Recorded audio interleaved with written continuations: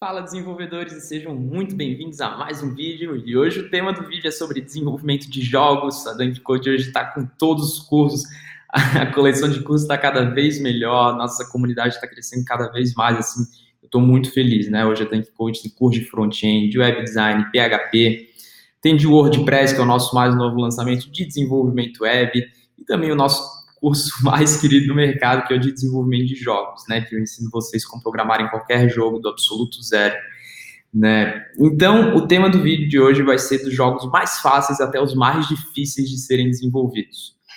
É importante ter em mente, pessoal, que isso vai do perfil de cada desenvolvedor, tá? Eu não fiz nenhuma apresentação, eu gosto de fazer os vídeos assim de uma forma bem descontraída, como eu sempre faço. E eu vou simplesmente falar, como se eu estivesse conversando com você cara a cara, né? Que querendo ou não, o vídeo é assim. Então veja bem, os jogos mais fáceis para serem desenvolvidos, e quando eu falo mais fácil, obviamente você tem que saber ter uma noção de desenvolvimento de jogos, né? Tem que ter uma certa base, obviamente, porque desenvolvimento de jogos realmente é muito mais difícil do que a programação convencional. A gente está acostumado, programação web, sistemas, isso é fato, tá? Mas assim, vamos lá. Um jogo, por exemplo, eu sei desenvolver jogos em 3D. Eu considero muito mais difícil eu desenvolver um jogo de tipo futebol em 2D do que fazer um jogo de tiro em 3D. E por que isso? Por causa da inteligência artificial e todos os objetos que fazem parte de um jogo de futebol. Imagina o que você não tem que pensar. Eu já fiz um jogo de futebol em 2D, tá? Eu realmente deu muito trabalho, mas foi assim, não cheguei a publicar, foi uma brincadeira que eu fiz. Mas imagine, num jogo em 2D de futebol, isso que eu tô falando, eu já imagino assim, quem esteja vendo o vídeo já tem assim uma certa experiência, mas se você não tem também não tem problema, vou tentar falar da forma mais leiga possível.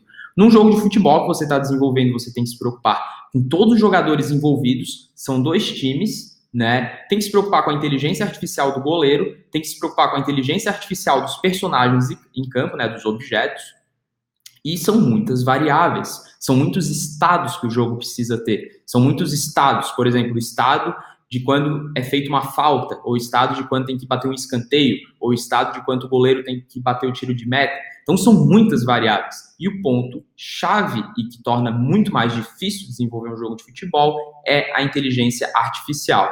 Se a gente está falando de um jogo de futebol que você pode jogar com seu amigo, desenvolver para jogar só duas pessoas, é mais fácil. Mas eu acho muito interessante a questão de inteligência artificial, que eu ensino no curso também, né? Que inclusive o algoritmo que eu ensino é o A-Star, que é um dos algoritmos mais conhecidos, porém muito difícil, tá, de entender, mas está no curso lá, quem tem o curso já chegou nessa parte sabe, né?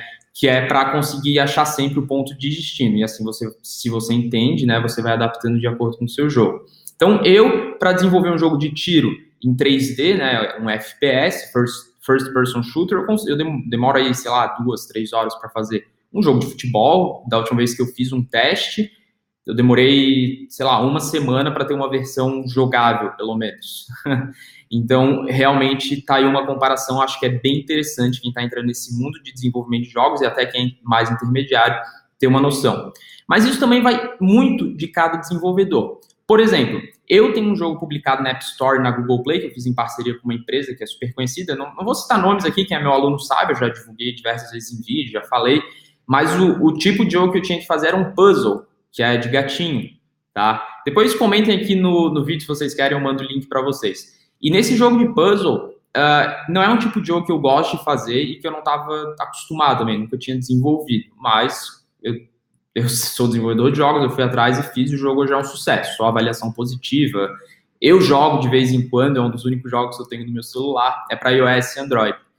E o maior desafio desse jogo foi a questão do puzzle, né, que é um jogo assim que você tem que ver se está disponível os quadrados para andar, tem que ver se está, né, tem toda a questão das colisões. Então, e a gente controla não só um personagem, a gente controla três ao mesmo tempo. E tem todo o esquema do jogo ali. Então, o puzzle também é um jogo mais difícil e dificultou ainda mais esse jogo porque eu implementei uma inteligência artificial que se chama Minimax, que é uma inteligência artificial utilizada para jogos de tabuleiros, onde nesse jogo dos gatinhos, esse que eu estou falando que eu desenvolvi, o mapa é sempre gerado aleatoriamente. Mas esse mapa que é gerado aleatoriamente, eu sempre testo para ver se ele é jogável. Então aí entra a questão do algoritmo do Minimax. tá? Que é para ver se realmente é jogável. Foi um grande desafio quando eu desenvolvi esse jogo, tá? É Kit Kitchen o nome. Acabei entregando aqui para vocês. Vocês podem conferir na App Store ou na Google Play, tá? Bom, muita gente, por exemplo, assim, eu tenho muita facilidade e afinidade em desenvolver jogos do tipo arcade, tá? E quando eu falo jogos do tipo arcade, são jogos de plataforma de ação, de tiro, né, shooter, que eu adoro desenvolver, e são jogos, assim, que a gente desenvolve no curso bastante até. Eu, por exemplo, tenho muito mais facilidade para desenvolver um jogo estilo Minecraft, inclusive fazer um clone do Minecraft, que a gente faz no curso, né? Independente se é 2D ou 3D, porque uma vez que você faz em 2D para implementar no 3D é bem tranquilo, tendo em vista que é uma coordenada a mais, tá? Eu sou bom em desenvolver esse estilo de jogo, que é de sobrevivência, arcade, né? De conseguir destruir os inimigos, de sobreviver. É o meu estilo de jogo que eu adoro desenvolver e que eu sei que o pessoal adora jogar. Aí falando assim, entre desenvolver um estilo do jogo Minecraft e fazer um jogo do estilo, agora vamos falar outro jogo de tipo de esporte, um jogo de sinuca, por exemplo.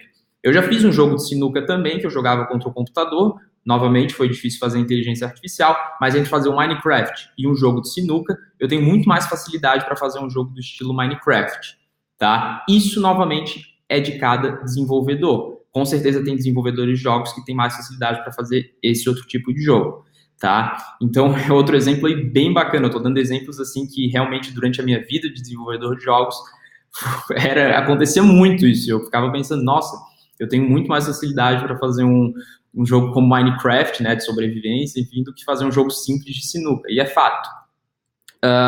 Outro jogo, assim, que até que não foi tão difícil de fazer, mas é interessante citar, é um jogo de tênis, né? Querendo ou não, tênis é como se fosse Pong, se for pensar bem, mas se você sabe bem como funciona um jogo de tênis na vida real, as regras do tênis, querendo ou não, tem que fazer a quadra, né? Tem que limitar ali os ângulos, e novamente o maior desafio foi fazer a inteligência artificial.